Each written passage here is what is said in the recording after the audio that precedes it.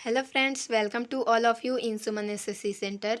तो आज मैं आप सभी के लिए लाई हूँ साइंस का कुछ क्वेश्चन आंसर। तो चलिए आगे बढ़ते हैं। कोशिका के भीतर झिल्ली युक्त चपटी पुटिकाओं का एक तंत्र है जो एक दूसरे के ऊपर समांतर रूप से सजी रहती है। उसे क्या कहते हैं? तो उसे गोल्जी उपकरण कहते हैं। ईआर यानी कि इंडोप्लाज्मिक रेटिकुलम में संश्लेषित पदार्थ गोल्जी उपकरण में पैक किए जाते हैं और उन्हें कोशिका के बाहर तथा अंदर विभिन्न क्षेत्रों में भेज दिया जाता है। यह कार्य कौन करता है? तो यह कार्य गोल्जी उपकरण करता है। गोल्जी उपकरण का पता किसने लगाया था? तो गोल्जी उपकरण का पता कैमिलो गोल्जी ने लगाया था। कुछ परिस्थितियों में गोल्जी उपकरण में सामान्य शक्कर से जटिल शक्कर बनती है। लाइसोसोम कौन बनाता है? लाइसोसोम गोल्जी उपकरण बनाता है। लाइसोसोम में उपस्थित पाचक एंजाइम को कौन बनाता है? तो आर यानी कि रफ इंडोप्लाज्मिक रेटिकुलम। कोशिका का अपशिष्ट निपटाने वाला तंत्र है लाइसोसोम। ये बाहरी पदार्थ एवं कोशिका अंगकों के टूटे फूटे भागों को पाचित करके कोशिका को साफ करते हैं लाइसोसोम। लाइसोसोम में कौन सा पदार्थ होता है जो जटिल पदार्थों को सरल पदार्थों में तोड़ता है? बहुत शक्तिशाली पाचनकारी एंजाइम। आत्मघाती थैली किसे कहा जाता है? आत्मघाती थैली लाइसोसोम को कहा जाता है जो मरे हुए कोशिकांगों को साफ करता है। कोशिका का बिजली घर किसे कहा जाता है? तो कोशिका का बिजली घर माइटोकॉन्ड्रिया को कहा जाता है। माइटोकॉन्ड्रिया कितने झिल्ली की बनी होती है? माइटोकॉन्ड्रिया दोहरी झिल्ली की बनी होती है। भीतरी झिल्ली के वलित होने से क्या लाभ है? तो एटीपी बनाने वाले रासायनिक क्रियाओं के क्षेत्र को वलय बड़ा बनाती है। जीवन के लिए आवश्यक विभिन्न रासायनिक क्रियाओं को करने के लिए माइटोकॉन्ड्रिया किस रूप में ऊर्जा प्रदान करते हैं? तो एटीपी रूप में ऊर्जा प्रदान करते हैं। कोशिका की ऊर्जा क्या है? कोशिका की ऊर्जा एटीपी है।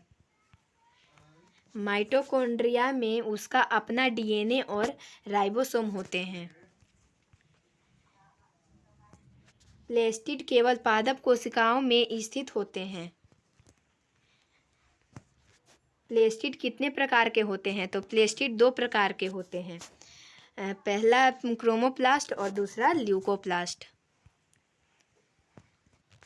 जिस क्रोमोप्लास्ट में क्लोरोफिल वर्णक होता है उसे क्या कहते हैं? उसे क्लोरोप्लास्ट कहते हैं। क्लोरोप्लास्ट का क्या कार्य है? क्लोरोप्लास्ट का प्रकाश संश्लेषण करना कार्य है। क्लोरोप्लास्ट में प्रकाश संश्लेषण के लिए कौन सा वर्णक होता है? क्लोरोफिल। क्लोरोप्लास्ट में क्लोरोफिल के अतिरिक्त किस रंग के वर्णक होते हैं? तो पीले अथवा नारंगी रंग के वर्णक होते हैं। क्लोरोफिल किस रंग का वर्णक है? क्लोरोफिल हरा रंग का वर्णक है। ल्यूकोप्लास्ट में कौन से पदार्थ संचित रहते हैं?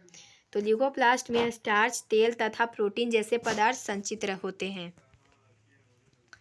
क्लोरोप्लास्ट के प्लेस्मा को क्या कहते हैं? क्लोरोप्लास्ट के प्लेस्मा को स्ट्रोमा कहते हैं। क्लोरोप्लास्ट की भीतरी रचना में बहुत सी झिल्ली वाली परतें होती है। उन्हें थार्लेकाइड कहते हैं और उनके अष्टक को ग्रेना कहते हैं। 2 ऐसे अंगक के नाम बताएं जिनमें अपना डीएनए तथा राइबोसोम होते हैं। तो पहला माइटोकॉन्ड्रिया और दूसरा प्लेस्टिड। ठोस अथवा तरल पदार्थों को संग्राहक थैलियाँ है रसधानियाँ। जंतु तथा पादप कोशिकाओं में रसधानी का आकार कैसा होता है? जंतु कोशिका में रसधानी का आकार छोटी होती है जबकि पादप कोशिका में रसधानी की आकार बहुत बड़ी होती है।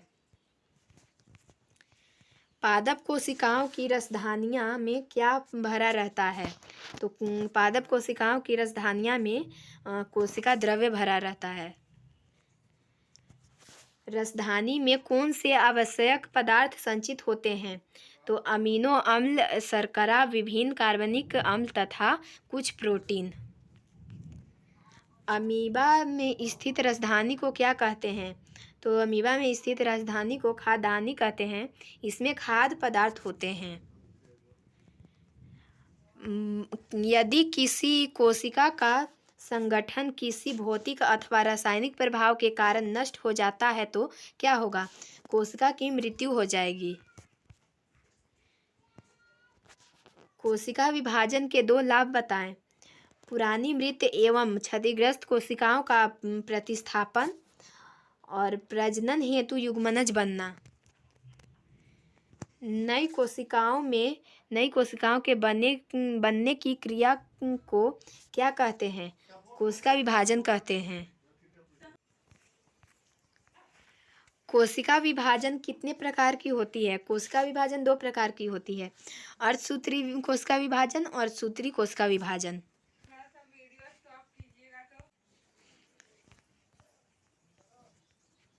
कोशिका विभाजन की प्रक्रिया जिसमें अधिकतर कोशिकाएं वृद्धि हेतु विभाजित होती है उसे क्या कहते हैं?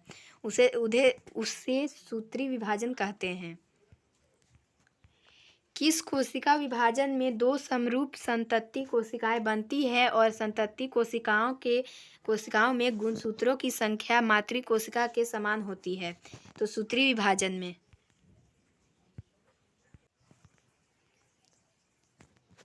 जीवों में वृद्धि हेतु ऊतकों के मरम्मत के लिए कोशिका में कौन सा विभाजन होता है? तो सूत्री विभाजन होता है। युग्मनज किस प्रकार के विभाजन में बनते हैं? तो अर्धसूत्री विभाजन में। अर्धसूत्री विभाजन में कितनी नई कोशिकाएं बनती है? तो अर्धसूत्री विभाजन में 4 नई कोशिकाएं बनती है।